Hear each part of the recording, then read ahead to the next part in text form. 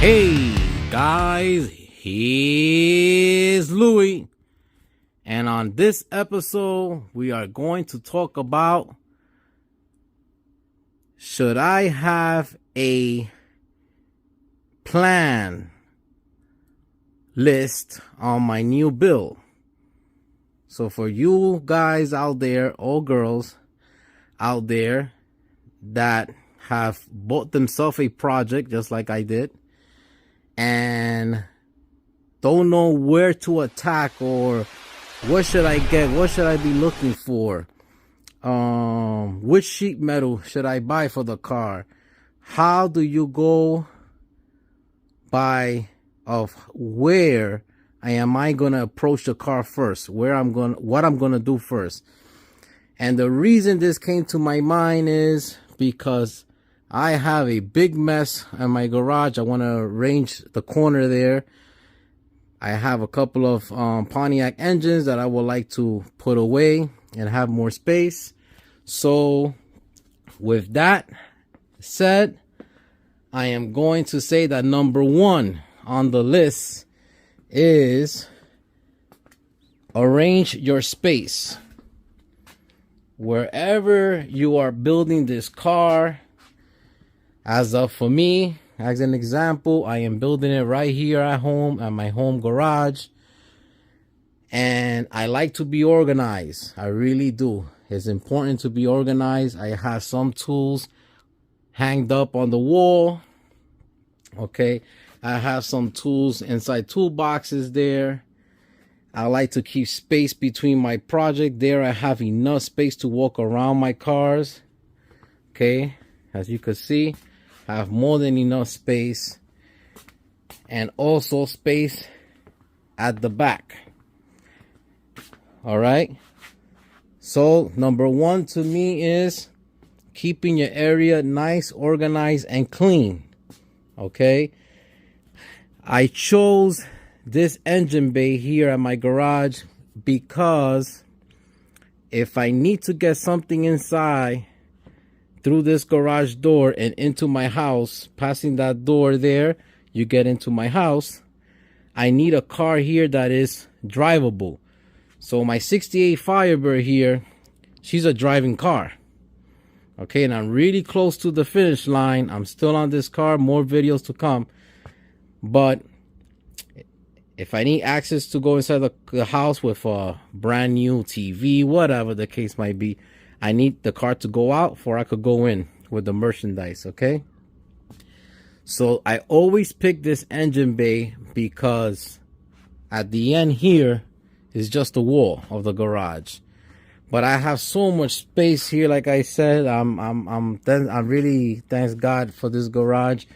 It's basically a 25 foot across by close to 30 foot deep. Okay. And with that being said, once again, there it goes. Please watch your area, keep yourself organized. Now it's time to look at your project, okay? And visually, by seeing the car, I could tell I'm going to need quarter panels. These quarter panels are done. Somebody cut it there, hacked it to hell. I have skins here. I am going to use skins to repair the car. Okay? So, you keep looking. Of course, the floor. This floor is gone. Okay? I am going to be doing from the toe boxes, toe boards, complete main floor, all the way to the trunk floor, including the rear frame rails on this car. I mean, visually, I could see, anybody could see that this car needs a complete floor. All right. Over here, my cowl panel, it got smashed. I mean, was it in an accident before, or did somebody just take a hammer and smash it in this cowl area here? I don't know, but it needs to go because those dents are a little too big. I could hammer it out. If I really wanted to, I could work it out. But guess what? I have the part. Why not? All right. Things that you could see is really important to me. Automatically get on your phone, get on your computer at home, wherever you're going to get to on the and order parts. Why I say to start ordering parts? Okay? Because you have to check your budget. Always try to aim at a specific budget and try to stay there within that budget. Sometimes I totally understand we go over, and I understand with inflation, whatever the world's going towards, that specific time is gonna happen. But I always like to try to stay in my budget. Just to let you guys know out there, for the past couple of years that I've been restoring these cars, because I do all the work to these cars, from mechanic work to wiring to body work, all the way to is painted, okay, interior work, everything that makes the car complete and safe to go down the road again, I do it. So it's my time. I ain't paying somebody to put the car together. And that's the same thing. That's my goal in life, to teach you guys, to show you guys how I do it. Okay, how Louis does it. I never was taught these things. I'm teaching you guys what works for me, because, hey, I'm not ashamed to say it. As I started this, I made a whole bunch of mistakes, and I fell on my face. But guess what? The most important part about it is that you learn your mistake. Okay, you learn from your mistakes and you pick yourself up and keep on going. Just like a baby. Baby starts to crawl until it starts to stand on its own 2 feet, and it could start walking, then run.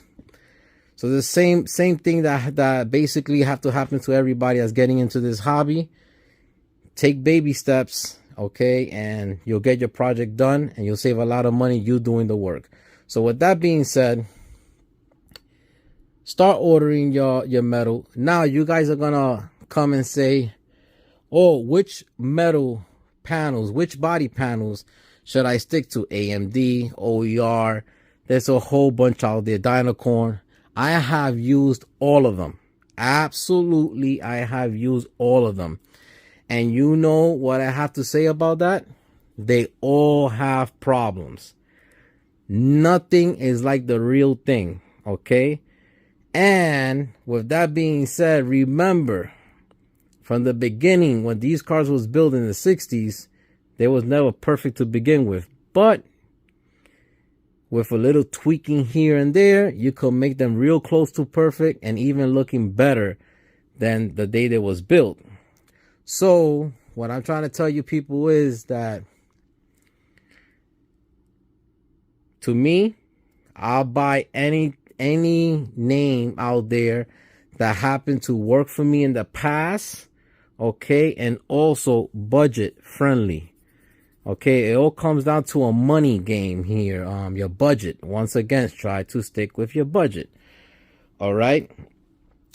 So visually, whatever you can see that is messed up with the car and gotta go, try to order it. I am going to tell you this, and I'm sorry that I'm the one that have to break the bad news to you guys, but it's the truth. As you cut away to these cars, okay, you start seeing more problems and more metal that is rotted out and needs to be replaced. And that's okay. Do not get afraid. Just stop what you're doing. Rethink. Think your next move over, and you know what? Fix it. You can have extra sheet metal in the house. I always have sheet metal in the back of the garage, and I fabricate a lot of things. Or if you could go and find a panel, go buy it. Hey, it's part of the game. It's just, it is what it is. That's exactly it. I'm not gonna sugarcoat it or lie to you guys. That's the way it is. And that's why Louis, I will buy a rusty car any day of the week than a nice shiny car. Why? Why you say that, Louis? You guys are asking yourself. Why I say that? Because I know what I'm getting. At the end of the day, I know what I bought. Basically, I have a good idea of what I'm about to face. okay, when they nice, pretty, and shiny, and you did not see the work done to it, nothing was recorded and documented, you don't know. You're taking, it's like taking some dice and rolling it and gambling with your own money, okay? And I don't like to do that, all right? I like to save my money. So I like to buy these cars like this, and I don't mind to fix them because I know how to fix them. And you guys will also, if you keep practicing. The more you do it, the better you get. Trust me, the more you do it, the better you get. All right? Remember how this car used to look, and look at it now. Now, also, what a part about restoring a car, okay? And in this state over here is a classic car. Your investment is also gonna go into tools. You have to try to get yourself set up with tools. I like when I present a job to you guys that I'm about to attack or that I did already, I like to put a layout out there of the tools that I am using. All right, and you are gonna need some mechanic tools, okay? If you plan to do the car from A to Z, you need some mechanic tools. You need some metal body. I'm talking about auto body metal tools, and you also need body work tools, okay? Which, guys, I don't have nothing that costs $1 million here. I got these hammers, okay? So these two here came from Harbors Freight. This one, and I'm proud to say, was from Jerry from Lakeside Auto. That being said, if you want to learn auto body to finish your project, go watch him, Lakeside Auto, Jerry. He's a master body guy, and I learned a whole lot watching him, okay? And you are going to need a welder. I don't have nothing fancy here, okay? I have a Eastwood welder. There's a bottle for gas to be able to weld with gas. The last time I used that bottle, honestly, doesn't even belong to me. It belongs to the buddy of mine that I did the GTO. He supplied the gas, so why not? And I used it. Okay, I'm a flux core welder. All right, can I weld with gas? Absolutely. Go look at my GTO videos. But I chose to learn with flux core, and I've been sticking to it from day one. All right, and here's my Eastwood welder, and that's what I use, flux core. Okay, the wire and everything, which brand I use and all that kind of stuff, what gauge I use. If you guys want to also know that, leave a comment on the bottom of the video and I'll get back to you on that. But that's what I use, and she's 110, so you could use any 110 house outlet here, 110, and you're good to go. Okay, I have 110 all around the garage, and I basically have 220 for my compressor because she's a big girl there. Now, so we're moving from the welder. You are going to need a welder. You're going to need grinders. Okay, I have all type of different grinders here. All right, I like to have multiple grinders because I like to have one set up with a cutting wheel, one with a sanding disc, and this one is a grinding stone. So I don't like to stop and flip thing, you know, wait to take one wheel out to put the next wheel. I just like to go bam, bam, bam, bam, and I'm out. Time, your time is very valuable. My time is very valuable. When I have time to play with the cars is when I come downstairs to play with the cars, which that's not every day for me. Okay, and you're going to need body work. All right, now remember something. Sheet metal work on your car is different from body work. Body work, so even in an auto body shop, they have it. You have your metal guys, you have your body guys, and you have your painters. Okay, here at First Generation Garage, I'm all 3 in 1, and plus a mechanic. So I have to do everything. Okay, And I want you guys to learn everything, because it's the only way you're going to save money. I really mean it. I mean it from the bottom of my heart. It's the only way you're going to save money. Try to get good at everything. Wiring. I'm going to have a really good wiring video coming out soon. I'm going to start wiring the tail lights for this car, the front headlights. She's already wired that she could turn on and stuff like that, but I haven't seen a video out on YouTube wiring first gen Bird, and I'm going to be the guy putting it out. I've been thinking about it, and I'm going to show you the tools you need for that. So you got to get good at wiring, you know, just to be able to put your project back together. So I'm in a little crunch here of getting things done. All right.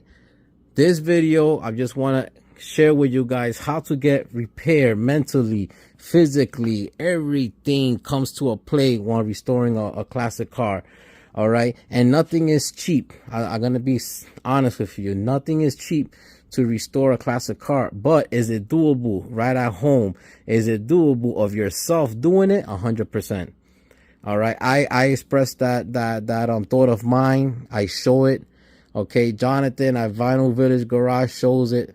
Brian Menson, my buddy over there, Arizona, restoring his 67 Fiber, he shows it. JK Next Garage, I mean, they restored a 67, and boy, it's the first time. My buddy Jim out there with his wife, Kelly, I believe her name is. I mean, wow, what it's so inspiring to see a lady in the garage getting her hands dirty. And I always say, if your hands are not dirty, you're not working on your car. It's not going to get done. So keep your hands dirty. I always say that. It's so inspiring to see a female go in the garage and help out the husband out and getting things done. I like that. That teamwork. Wow. I respect you guys 100%. I like that. And this is the first time they're restoring a car. They're doing a 67 Fiber. Like I said, hey, guess what? Start and don't look back. Do not look back. Do not get scared. Is it a little intimidating attacking a car like this for the first time? 100%, because I remember when I did it, when I started. All right. But I mean, my checklist is that basically. Look at your area of work.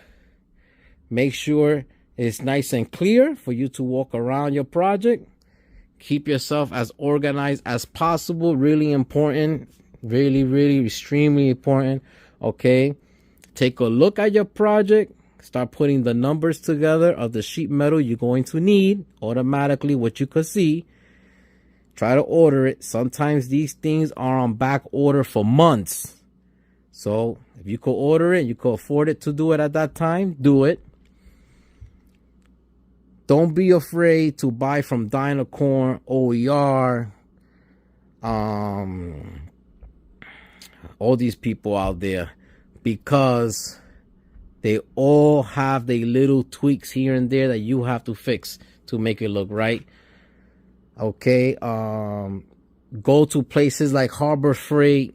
And I'm just putting our Harbor Freight out there. I will never say nothing negative about them, because I have a lot of tools that came from over there, from Harbor Freight. I also go to Facebook Marketplace. That's another tip for you guys. And Facebook Marketplace, you could get great deals if you know what you're looking for.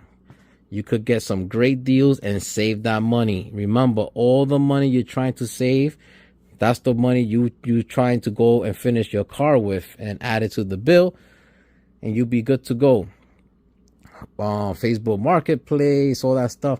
And I'm going to also share, I almost forgot, I'm going to share with you guys how to get your sheet metal way cheaper. I'm going to show you something that I didn't know and nobody ever told me. I found out by myself. When I was building this car here, as you guys know that follow me, you guys that don't know, go to the back, go to the previous videos when I started this car. I needed a lot of sheet metal for this car. This car was a junkyard car. It was literally going to get crushed in 2 weeks, and I saved it. Okay, it didn't even have a title. And I also have a video on that, how to get a title. So what I did was I called Ames. Ames Performance. They are a big Pontiac company, and they have a whole bunch of sheet metal parts for these cars, okay? In my book, they are like number one to me when it comes to restoring these cars. I love Ames, okay? And I got on the phone, and the gentleman at that time talking to me said, "Oh, you live in Pennsylvania. Why not drive to the next car show? And we are going to be there, and we will bring your order, your sheet metal order, to the car show, and you'll pick it up, and you don't have to pay no shipping." I save tons of money doing that now. So from this point forward, that's what I do. I order the part. I know the car show is coming up. I see where town is going to be here in Pennsylvania, and I go pick it up myself. Okay? Why not? I'm saving a lot of money on shipping, especially if you do a bulk order, a whole bunch of parts.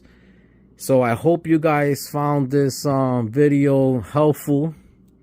Okay? Plan ahead, even before you touch your project. I never, ever start cutting the project up and start taking even parts away. No, I don't start like that. I take a chair, I sit down, and I stare at the project, literally stare at the project, and I start thinking. My brain starts going, and I start thinking of the sheet metal. I start getting a pen and paper. Let's go. Sheet metal. I need this, I need that, whatever I could see. Parts that you're missing,